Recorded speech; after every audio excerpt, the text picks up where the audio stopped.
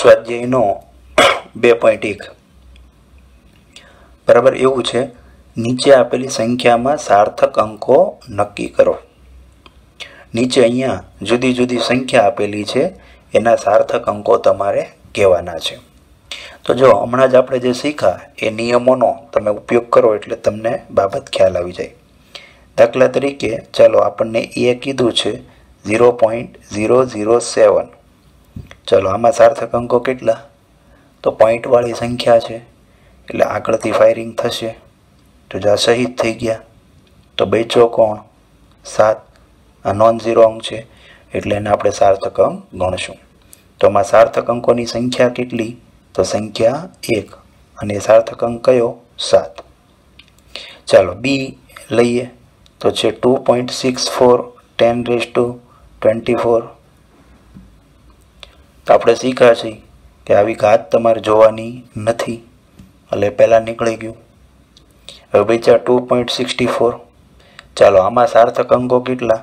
તો જો ત્રણેય નોન ઝીરો અંક જ છે એટલે સાર્થક અંકો ત્રણેયને ધ્યાનમાં લેશું તો સાર્થક અંકો કેટલા? 3। કયા કયા? 2, 6, 4। ચાલો એ ખ્યાલ આવી ગયો।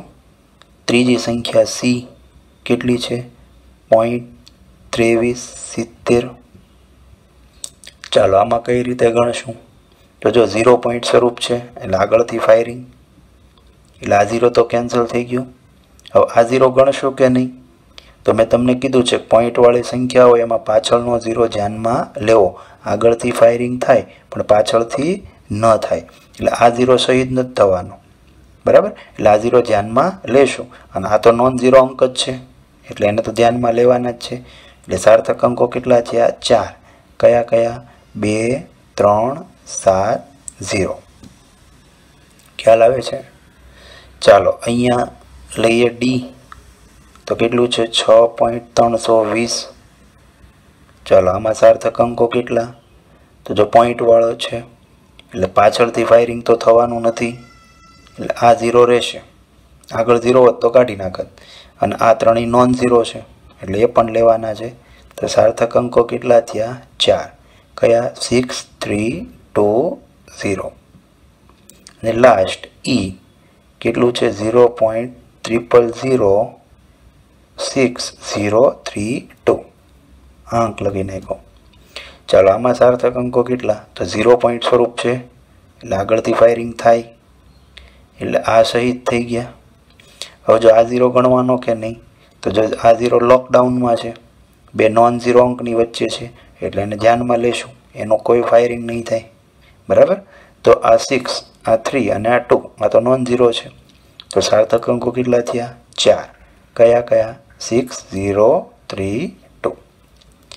એટલે આવી રીતે કોઈ પણ અંક હોય એમાં તમે બરાબર સાર્થક અંકો શીખી શકો। સાર્થક અંકો નક્કી કરતા આવડી ગયું। હવે પછી આપણે એનો યુઝ ક્યાં કરવાનો છે? તો આપણે સરવાળા બાદબાકીની પ્રક્રિયામાં સાર્થક અંકો કઈ રીતે રખાય એ જોઈશું।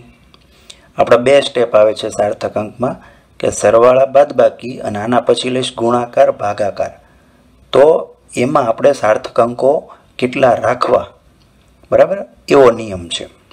તો પહેલાં સમજો સરવાળા બાદબાકીની પ્રક્રિયા શું? તો સીધી સાદી બાબત છે। ઘણીવાર મારી પાસે જે રાશિ છે એનો મારે સરવાળો બાદબાકી કરવાનો થશે બરાબર। એ જ ઉદાહરણ હું પાછું લો। હમણાં મેં કીધું કે કોઈ તારનો ટુકડો છે, કોઈ વિદ્યાર્થીને અલગ અલગ સાધન મેં આપી દીધા અને એની લંબાઈ માપવાની કીધી તો એ વિદ્યાર્થી લંબાઈના રીડિંગ કંઈક આવા લાવે છે બરાબર, આટલી આટલી ત્રુટિ સાથે। એટલે એ રીડિંગ 10 ± 0002, 10 ± 0.02 અને 10 ± 0.2 તો આવા રીડિંગ લાવે છે બરાબર। હવે આનો સરવાળો આપણે કરીએ બરાબર। તો સરવાળો કરીએ તો આનો સરવાળો કેટલો આવશે? 0 પોઈન્ટ તમે કરો બરાબર તો 222 આવશે। તો આમાં આપણે સાર્થક અંકો કેટલા રાખવાના? આમાં કયા અંકો સાચા છે ખોટા છે? તો એવી આગળ મેં જે સાર્થક અંકો શું છે એ સમજાવવાની વાત કરી બરાબર છે। તો એ જ પ્રમાણે આપણે લઈશું। તો જો આમાં કોની વિશ્વસનીયતા ગણી શકાશે? તો અંકો 3 આંકડાની ચોકસાઈ સાથે પહેલા રીડિંગમાં 3 આંકડાની ચોકસાઈ સાથે રીડિંગ માપેલું છે, બીજામાં પોઈન્ટ પછી 2 જ આંકડાની ચોકસાઈ છે અને ત્રીજામાં પોઈન્ટ પછી 1 જ આંકડાની ચોકસાઈ છે.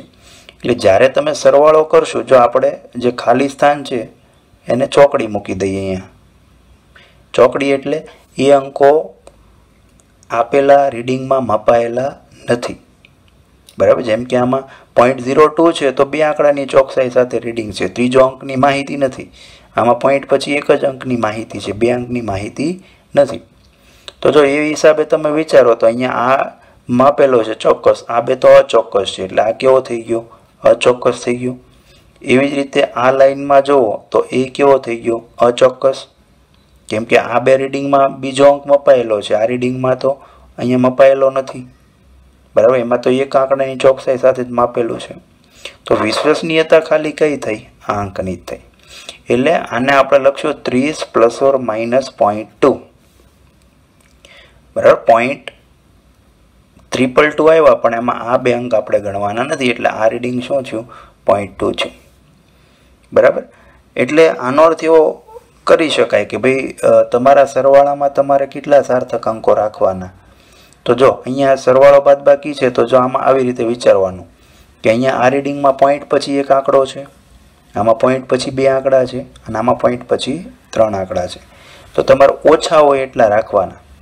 ઓછા એટલે આમાં પોઈન્ટ પછી 1 આંકડો ઓછામાં ઓછો થયો ને, આમાં 1 છે, 2 છે અને 3 છે, તો ઓછામાં ઓછો કેટલો થયો? પોઈન્ટ પછી 1 આંકડો. તો જવાબમાં તમારે કેટલો રાખવાનો?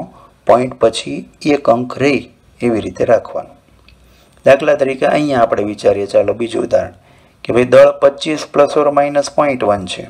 એક વિદ્યાર્થી આવું દળ લઈને આવે છે, બીજો વિદ્યાર્થી 25 ± 0.01 લઈને આવે છે.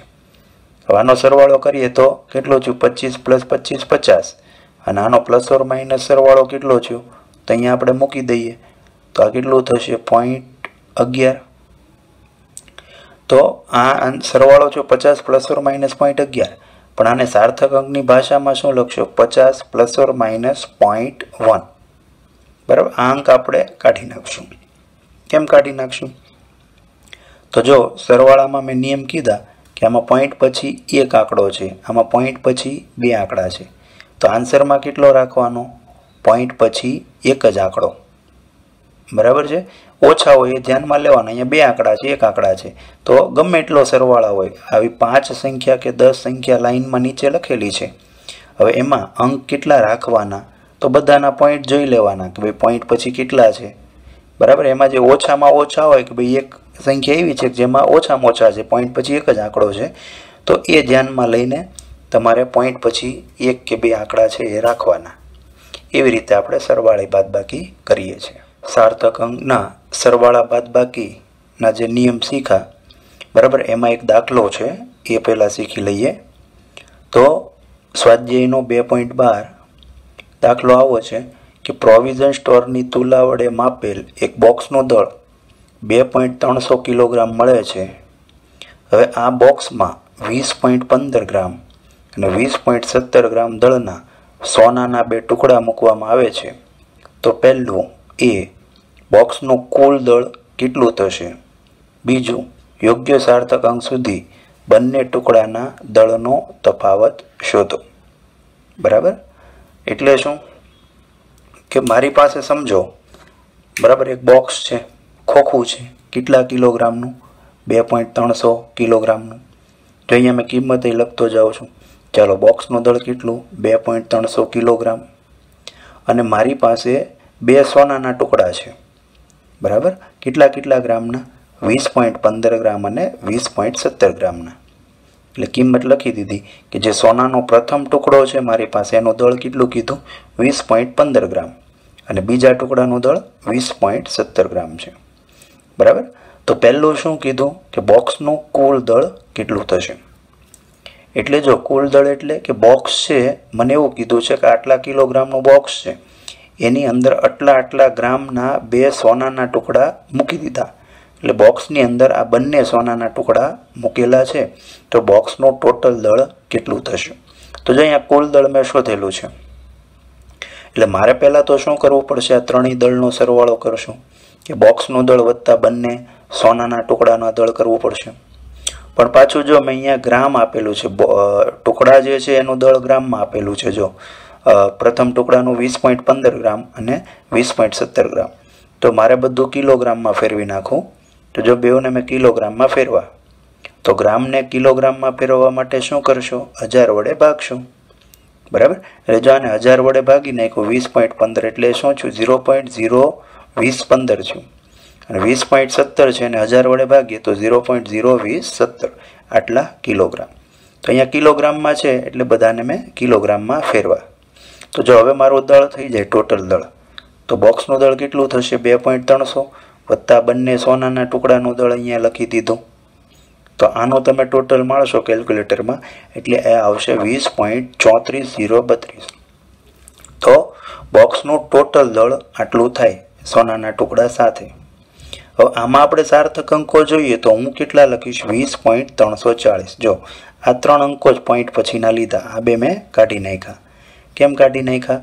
તો જો આપણે સરવાળા બાદબાકીમાં શું નિયમ શીખ્યા છે કે પોઈન્ટ પછી ઓછા આંકડા હોય એ ધ્યાનમાં લેવાનું. તો જો આમાં પોઈન્ટ પછી કેટલા છે? 3 અંક છે. આમાં પોઈન્ટ પછી કેટલા અંક છે? 5. આમાં પોઈન્ટ પછી કેટલા? 5 છે.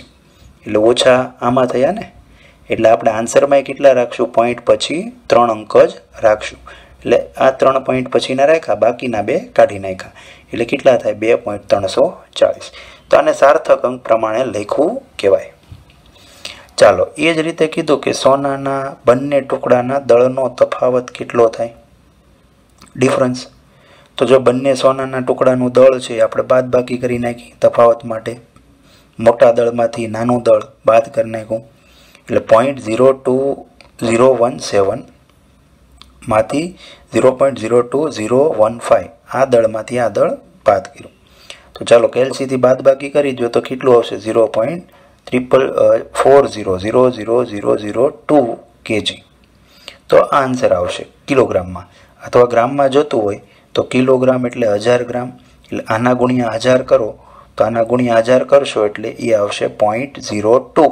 અહીંયા પોઈન્ટ આવી જશે એટલા કિલોગ્રામની જગ્યાએ ગ્રામ. તો આવી રીતે આમાં સાર્થક અંકો અહીંયા ધ્યાનમાં લેવાની જરૂર પડે છે. મિત્રો, સરવાળા અને બાદબાકીની પ્રક્રિયા પછી આપણે ગુણાકાર અને ભાગાકારની પ્રક્રિયામાં સાર્થક અંકો વિશે શીખશું. કે ભાઈ કોઈ બે સંખ્યાનો ગુણાકાર કે ભાગાકાર કરેલો હોય તો ત્યારે જવાબમાં આપણે સાર્થક અંકો કેટલા રાખવાના છે. તો જો એનો નિયમ એ બહુ સરળ છે, સમજી લો.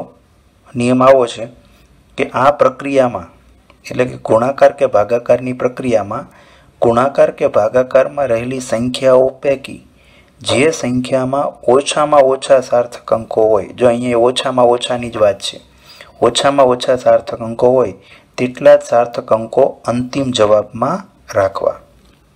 બરાબર. ગુણાકારમાં જે સંખ્યા છે એમાં ઓછામાં ઓછા સાર્થક અંકો હોય એટલા સાર્થક અંકો અંતિમ જવાબમાં રાખવા. એટલે શું? આપણે ઉદાહરણ લઈએ. જો દાખલા તરીકે ગુણાકારનું ઉદાહરણ આપું. માની લો મને આવો ગુણાકાર મારે કરવાનો થયો 4.237 ગુણ્યા 2.51. ચાલો આ બે સંખ્યાનો ગુણાકાર પહેલાં તો કેલ્ક્યુલેટરથી કરી દીધો એટલે કંઈક આવો આવે છે 10.634847. તમે એવો હોય તો આ ગુણાકારને આ બધું ચેક કરતા જશો. હવે આ અંકમાં આ બેનો ગુણાકારનો જવાબ આ છે, તો આ અંકમાં મારે કેટલા સાર્થક અંકો રાખવા? બરાબર. તો જો અત્યારે આમાં સાર્થક અંકો કેટલા છે તો આપણે ગણીએ 1 2 3 4 5 6 7. આ 0 મારે ધ્યાનમાં લેવો પડશે. બરાબર.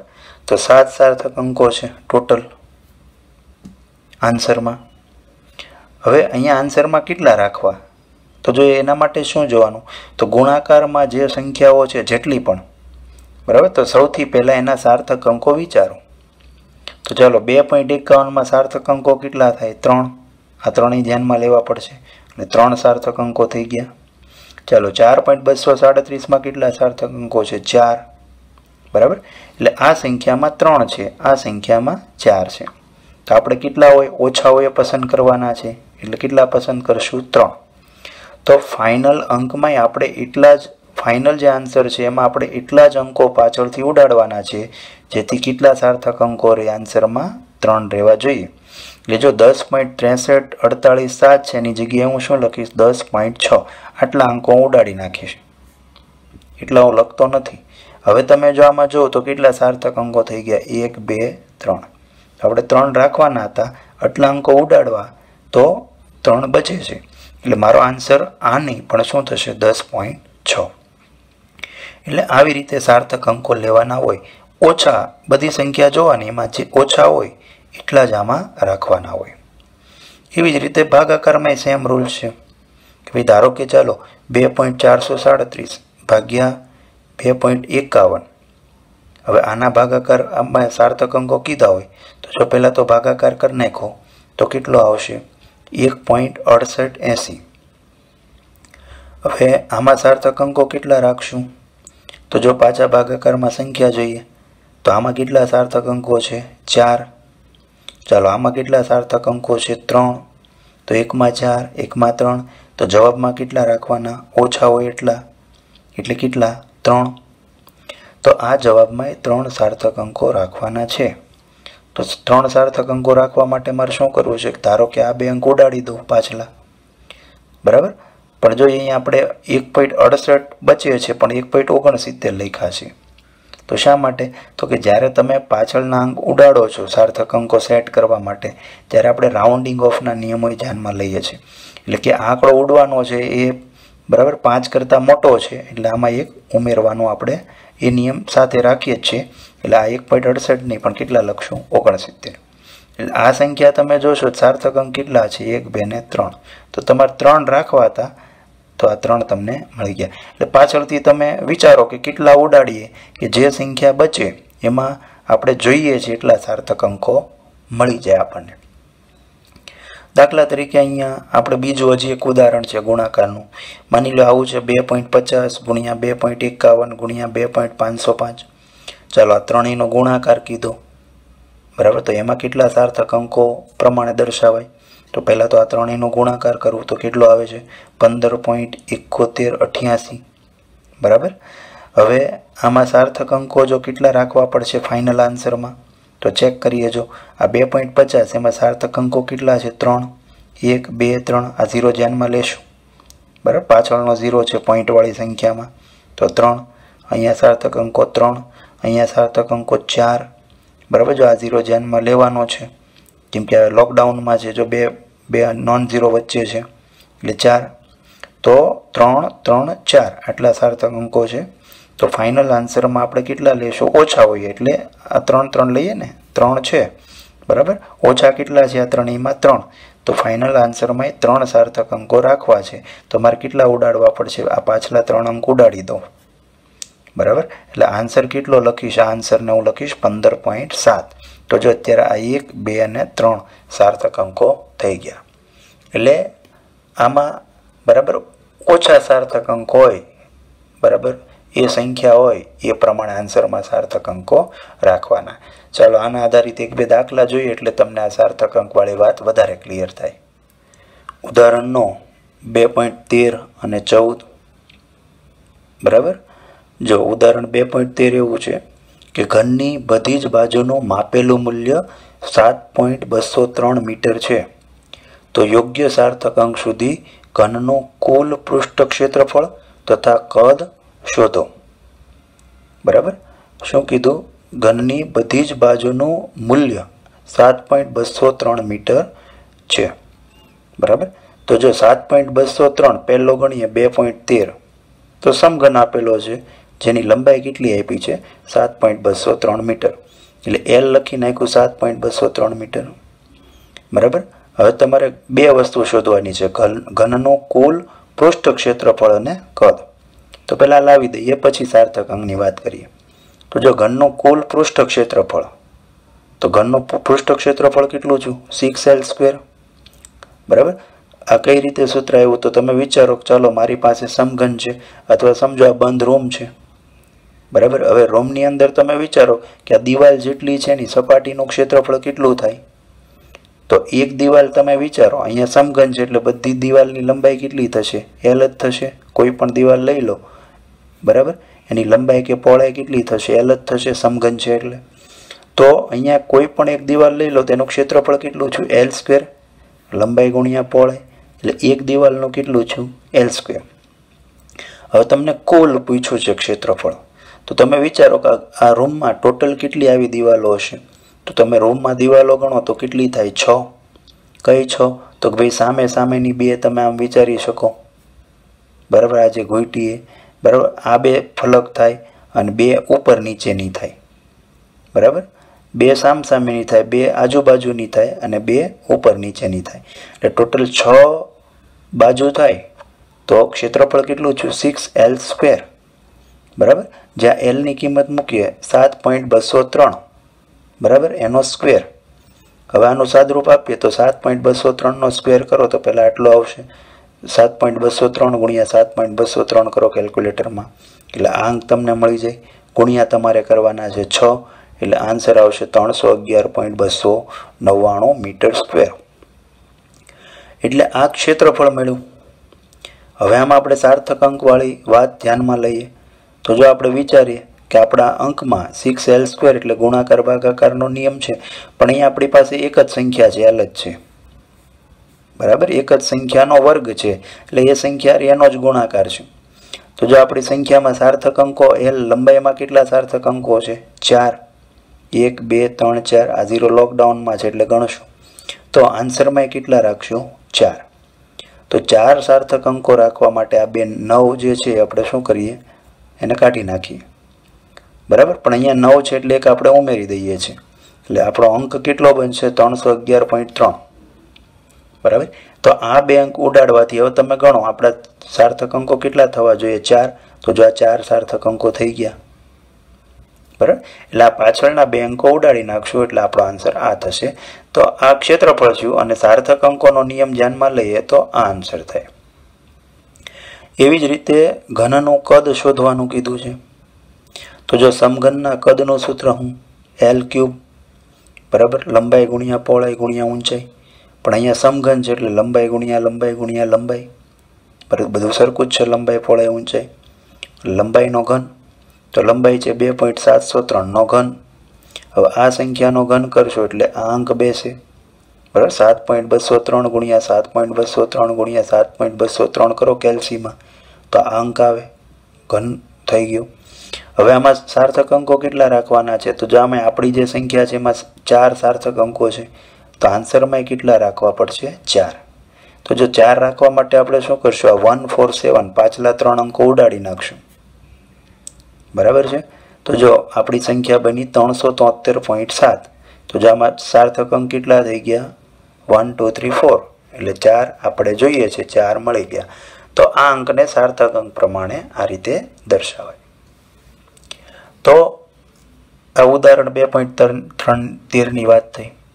હવે ઉદાહરણ 2.14, તો એમાં રકમ છે 5.74 ગ્રામનો એક પદાર્થ 1.2 સેમી ક્યુબ જેટલો અવકાશ રોકે છે, તો સાર્થક અંકોને ધ્યાનમાં રાખી તેની ઘનતા શોધો. તમને એક પદાર્થ આપ્યો છે જેનું દળ આપ્યું છે 5.74 ગ્રામ અને એનો અવકાશ એટલે જગ્યા કેટલી રોકે અથવા તેનું કદ આપ્યું છે 1.2 સેમી ક્યુબ. તો તમારે એની ઘનતા શોધવાની છે અને સાર્થક અંકોને ધ્યાનમાં લેવાના છે. હવે જો આ વસ્તુ આપણે આ રીતે સોલ્વ કરી શકીએ કે દળ એમ આપ્યું છે 5.74 ગ્રામ, કદ v છે 1.2 સેમી ક્યુબ, તો ઘનતા રોહને તમારે સાર્થક અંક તરીકે દર્શાવવાની છે. તો ચાલો કઈ રીતે લખીએ? તો જો પહેલાં તો ઘનતા લાવી દઈએ. તો ઘનતા એટલે દળ ભાગ્યા કદ. તો કિંમતો મૂકીએ. દળ આપી છે 5.74 અને કદ આપ્યું છે 1.2. હવે આનો ભાગાકાર કરો તો જે ભાગાકાર કંઈક આવો આવે છે. એટલે પહેલાં તો દળ અને કદ ઉપરથી મેં સૂત્ર પરથી ઘનતા શોધી નાખી. મને ઘનતા લાવવાની કીધી છે તો ઘનતા આટલી મળી ગઈ. એકમ આવશે ગ્રામ પર સેમી ક્યુબ, બરાબર? દળ માપેલું છે આપણે ગ્રામમાં અને કદ શેમાં માપેલું છે? સેન્ટીમીટર ક્યુબમાં આપેલું છે, બરાબર? હવે આને આપણે સાર્થક અંકો પ્રમાણે દર્શાવવાના છે. તો વિચારીએ, જો આ બે સંખ્યાનો ભાગાકાર કર્યો ને આપણે, તો ચાલો આમાં કેટલા સાર્થક અંકો છે? તો 1, 2 ને 3, ત્રણેય નોન ઝીરો છે એટલે ગણશું, એટલે 3 સાર્થક અંકો છે. નીચે છેદમાં કેટલા સાર્થક અંકો છે? 2, 1 અને 2, બરાબર? તો અંશમાં 3 સાર્થક અંકવાળી સંખ્યા છે, છેદમાં 2 સાર્થક. તો આન્સરમાં કેટલા સાર્થક અંકો રાખશો? ઓછા હોય એટલા, એટલે કે 2 સાર્થક અંક બને એવી રીતે સંખ્યા રાખીશું. તો કેટલા અંકો ઉડાડવાના થશે? તો જો આ 3 અંક આપણે ઉડાડી દઈએ, બરાબર. પણ અહીંયા આજે ઉડાડીએ લાસ્ટ અંક 8 છે, એટલે એક આમાં ઉમેરી દીધો, એટલે આ કેટલું છે? 4.7 નહીં પણ 4.8. એટલે આ અંકને આપણે 4.8 લખીએ. તો જો અત્યારે ચેક કરો, આ 1 અને 2, તો કેટલા સાર્થક અંકો થયા? 2. એટલે આ આપણો ભાગાકાર આવ્યો, એને સાર્થક અંક ધ્યાનમાં લઈએ તો 2 સાર્થક અંક રાખવાના છે, એટલે આન્સર કેટલો થાય? 4.8. પાછળ અંકો આપણે ઉડાડી નાખ્યા વધારાના.